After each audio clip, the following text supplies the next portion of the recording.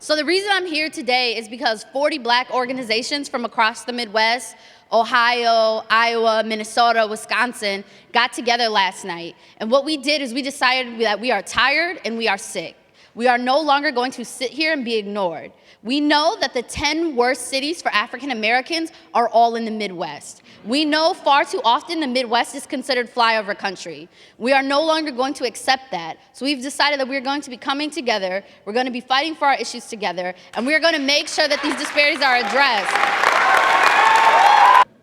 From the south side of Chicago, I and many other Chicagoans are experiencing the corruption that is a part of the culture of Chicago's government that we experience on a daily basis. This corruption is a part of a legacy of state-sanctioned violence that is manifested physically via police violence. For example, the John Berg's torture cases, and also the police concealment of homicides. From Sunflower Community Action out of Wichita, Kansas. Now, Kansas is often looked at as a flyover state. I'm here to tell you today that we are not. The epidemic of state-sanctioned violence has reached the very heart of our nation.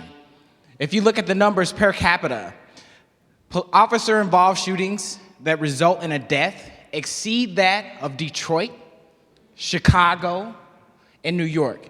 It's an epidemic. Each of you have an obligation to work with us to counteract and to stop state-sanctioned violence and the murder of Black and Latino people in America today. I'm here with BLM Minneapolis, one of the, thank you y'all. One of the many folks who really hold down our chapter and were key in the recent occupation and the continued work coming out of that. What I really just want to talk about is a call to action and calling all of you to really step up and support and follow the leadership of Black folks, especially young Black women, Black trans folks, and Black queer people, right? When your friends at the local bar or your family member at Thanksgiving are complaining because those young Black people shut down an airport or a mall or a highway, step up and stand up for us. Defend us.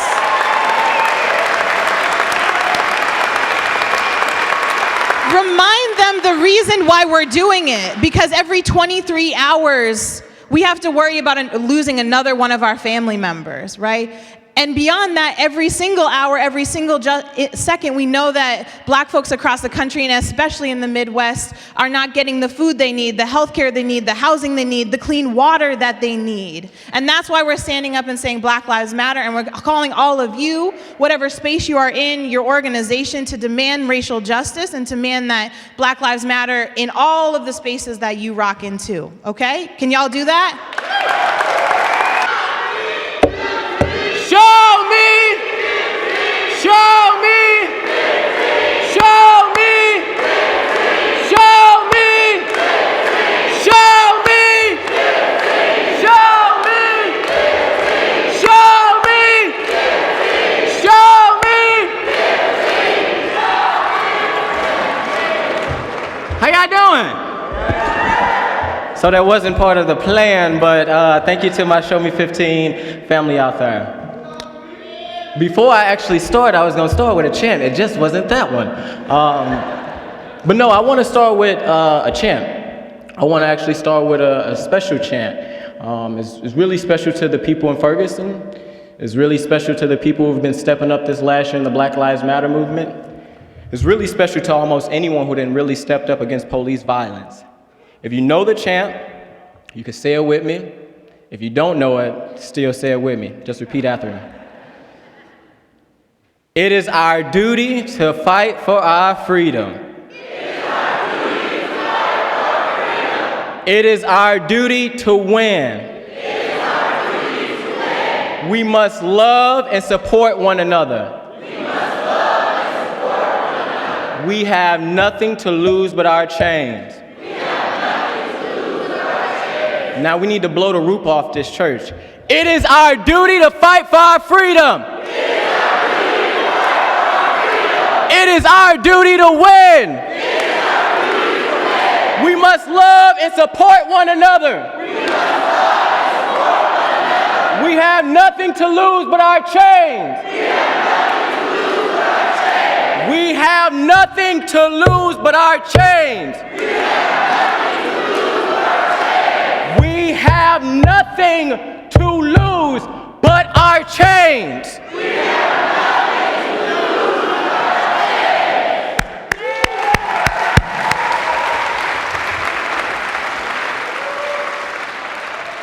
My name's Rasheen Aldrich. I'm from St. Louis, Missouri.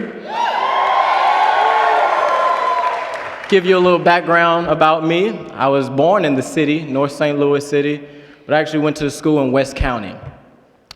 I would go to school in the county, and at an early age, something felt real funny. It just didn't feel right. I would go to school in the county, and it would feel different from the city. When I would be in the county, I almost felt free. But when I would go back home to my own community, I felt like I was encaged. When I would go out to the county, plenty of opportunities. Not so much in my own community. That ain't right. When I would go to school to the county, you could walk down the street and not in my own community and not get harassed by the police. But when I step foot in my community, you getting pulled over and asked where you're going when you're just going to the only park that's in the neighborhood, and it's only one. I didn't understand that. I didn't understand why in this community it seemed to be a lot of opportunities. Why in this community, literally the trees look nicer, the grass looks greener, the buildings, everything. But when I would go back to Northside St. Louis, where was the grass? A lot of concrete. Wasn't too many trees, and like I say, there was only one park in our neighborhood. Around 10th grade, I ended up getting a fast food job at ba-da-ba-ba-ba, not loving it. Thought I was gonna say loving it, no. I ended up getting a fast food job in 10th grade to help my mom. I seen she was struggling. She had 2 jobs, and still with 2 jobs, she couldn't make ends meet. Still with 2 jobs, sometimes we didn't have gas. Still with 2 jobs, sometimes we didn't have electricity. Still with 2 jobs, we didn't always have food on the table. So I made it my duty to go work to help her, just to get the essential things like toilet paper, detergent, to help her, so to relieve a little bit of that stress off her, to make it easier for her. After high school, I graduated, right? And I tried to do all the right things. I was still staying home with mom, but graduated from Parkway. I ended up going to a community college, was still working at McDonald's, and was trying to move out, trying to get my own place, trying to be a responsible adult. But the reality was, it wasn't that easy. Trying to go to school and work 40 hours when they give it to you, it was hard. Busting my butt day in and day out for a company called Jimmy John's that wants you to be freaky fast. Ding dong, Jimmy John's. They're outside. And it didn't seem like it was cutting off. Working hard, working so hard that the prosthetic leg that I have on my right side broke. Not in one spot, but 2 spots. So if I was to take it off, or this leg, you would see tape right here, and you would see tape right here holding the leg up.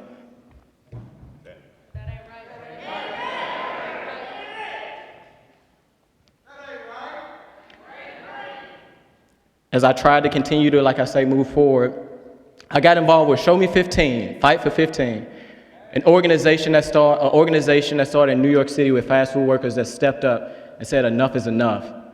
Because the reality is, a lot of low-wage workers, they don't make nothing.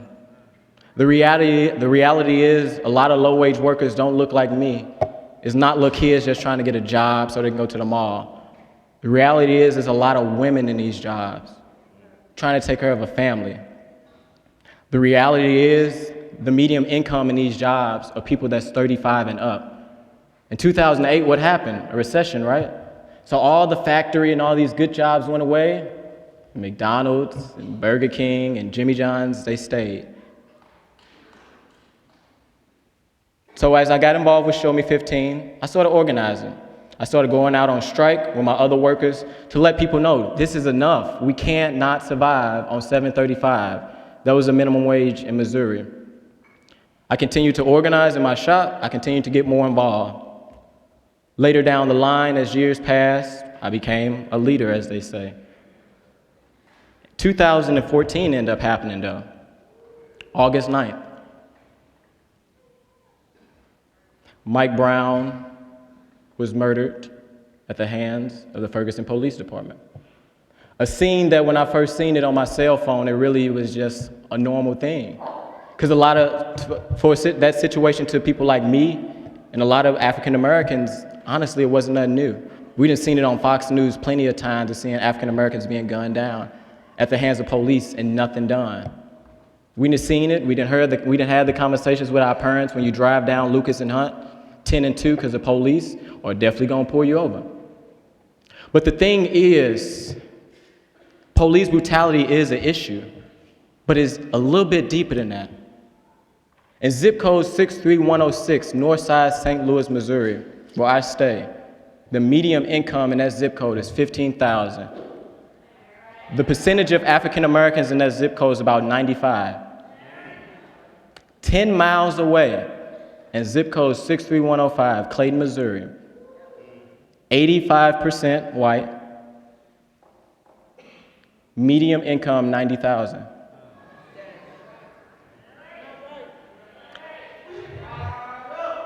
The life expectancy in my zip code, 63106, 65.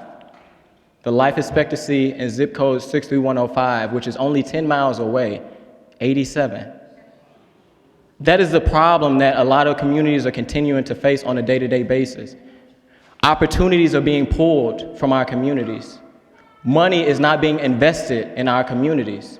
They continue to put low-wage jobs in our communities, and then they wonder why crime is so high.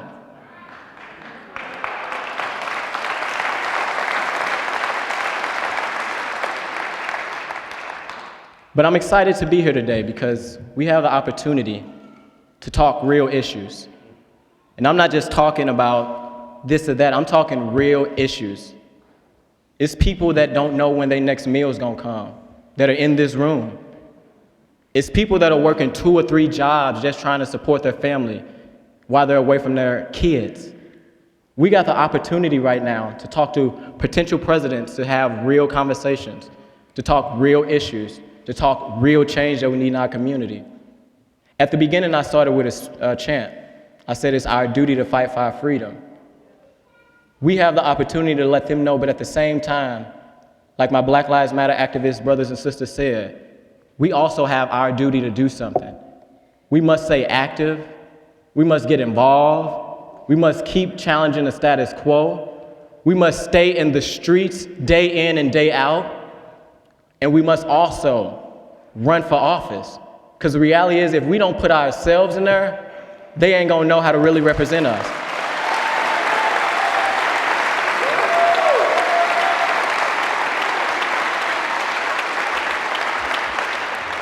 So like my brothers and sisters said, I challenge you all today. Let's not just feel good and fired up and we be ready to go in this moment. Let's go back home to St. Louis, to Chicago, to Kansas, to Milwaukee. Let's take to the streets. Let's get active. And let's push our people to register to vote. And let's also be in those offices so we can make that change. Thank you.